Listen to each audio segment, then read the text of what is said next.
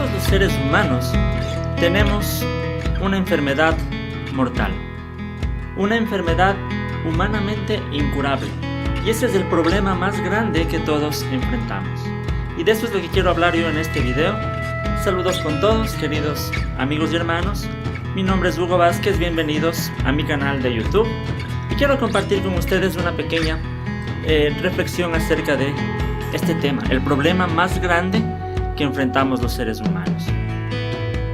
Nosotros sabemos que hay enfermedades que a veces el ser humano puede tener por mucho tiempo y de pronto no lo sabe que tiene porque tal vez no producen síntomas externos y puede ser que solamente haciéndose un examen después se dé cuenta que tiene esa enfermedad.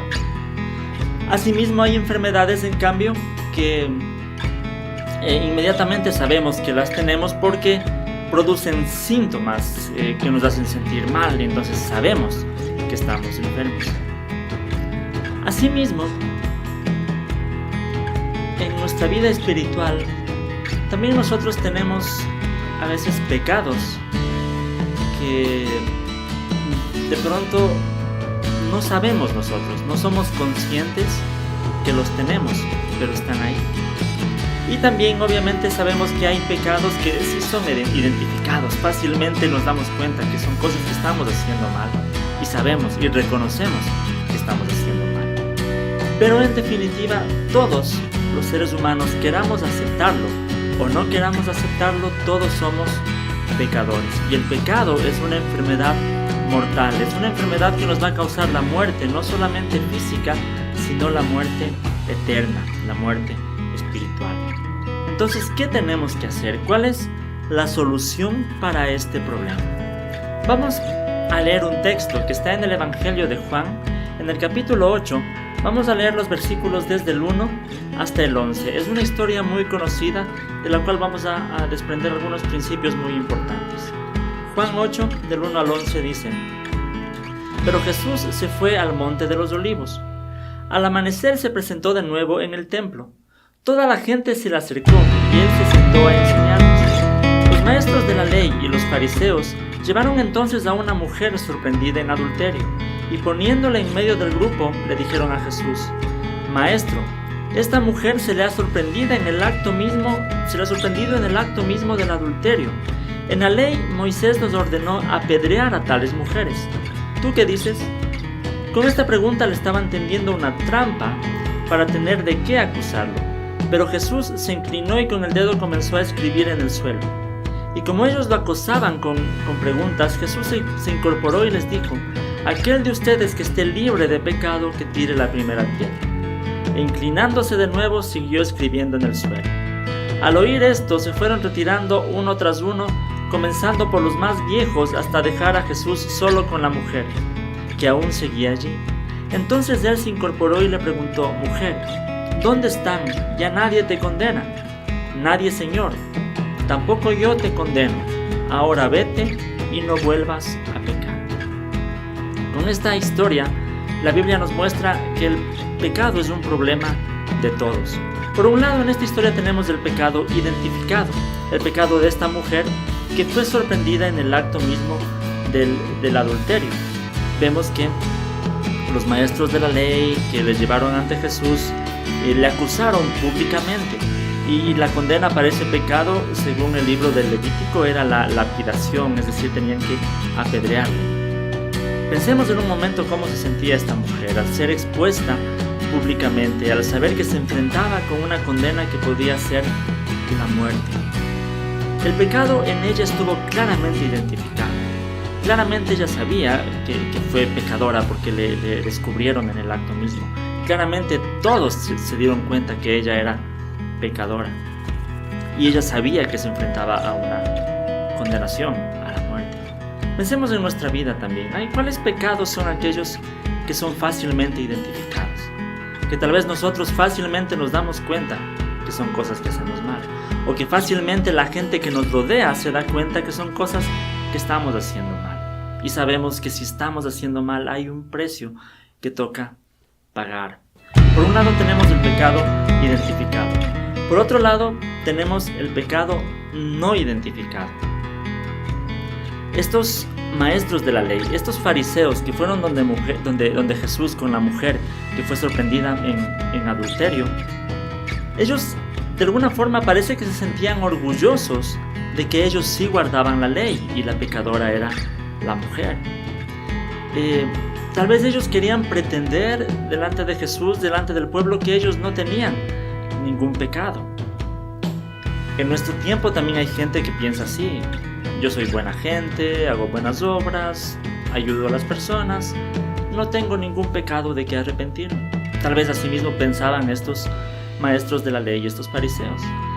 Pero el principal problema de ellos era precisamente el orgullo.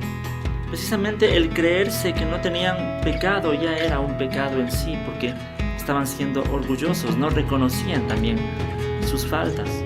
Incluso la motivación por la cual ellos llevaron a esta mujer a Jesús, tal vez ellos querían mostrar que eran justos y querían hacer cumplir la ley, pero el texto nos dice que esas no eran sus intenciones. Ellos querían poner a prueba a Jesús. Ellos en su corazón lo que querían es ver cómo Jesús reacciona ante esto. Si Jesús decía, cierto es, la condena es apedrearle, ellos hubieran dicho: ¿y en dónde está tu mensaje de misericordia? ¿En dónde está tu mensaje de gracia? Pero si Jesús hubiera dicho, no, hay que perdonarle su falta, ellos hubieran dicho, pero entonces, ¿dónde está la ley de Moisés? No estás cumpliendo la ley de Moisés. Entonces, esta era una pregunta con una trampa muy grande para poner a prueba a Jesús. Entonces, por un lado está el pecado identificado de la mujer, pero por otro lado está el pecado no identificado de los escribas, de los fariseos. Asimismo, en nuestra vida, tal vez haya muchas cosas que no identificamos, que tal vez la gente no se da cuenta porque de pronto aparentamos algo diferente, pero en nuestro interior también hay cosas que estamos haciendo mal, que tal vez no son identificadas, pero están ahí. Ahora, ¿cuál es la solución? Si todos tenemos este problema del pecado, ¿cuál es la solución? Las palabras de Jesús en respuesta ante esta pregunta fueron las más sabias. Primero dice el texto que Jesús se inclinó y en la tierra con su dedo empezó a escribir. No sabemos a ciencia cierta qué es lo que Jesús estaba escribiendo en arena. Puede ser, muchos dicen que en Éxodo 31:18 dice que Dios escribió su ley en las tablas de la ley con su propio dedo, dice la Biblia. Entonces muchos intérpretes dicen, tal vez Jesús, al inclinarse y escribir con su dedo en la arena, de pronto estaba escribiendo él mismo los mandamientos de la ley, mostrándoles a los escribas y a los fariseos que él mismo era quien había dado esos mandamientos y él era el único que podía juzgar verdaderamente a esa mujer. Y ante la insistencia de los fariseos, porque Jesús les dio una respuesta, Jesús les dice: el que esté libre de pecado, lance la primera piedra. Primero Jesús desbarató esos argumentos de justicia de los escribas y los fariseos. Desbarató cualquier intento de autojustificarse. Igual en nuestra vida, cuando nosotros leemos la palabra de Dios, leemos la Biblia, Jesús va a desbaratar cualquier intento de querer autojustificarnos y querer pensar que no tenemos pecado. La palabra de Dios siempre nos va a mostrar que hay áreas en nuestra vida que estamos haciendo mal. Pero esto no se queda ahí. Vemos que después Jesús tiene misericordia de esa mujer. Jesús le pregunta a la mujer: ¿dónde están los que te acusan? Y a nadie te condena. Y la mujer le dice: nadie, Señor. Tampoco yo te condeno, le dice Jesús. Ahora vete y no vuelvas a pecar. Jesús tenía todo el derecho de arrojar la piedra, pero no, él tuvo misericordia de la mujer. Y la mujer le reconoció como su Señor. Los maestros de la ley y los fariseos solamente le dijeron a Jesús: Maestro. Pero la mujer vemos que le dice Señor.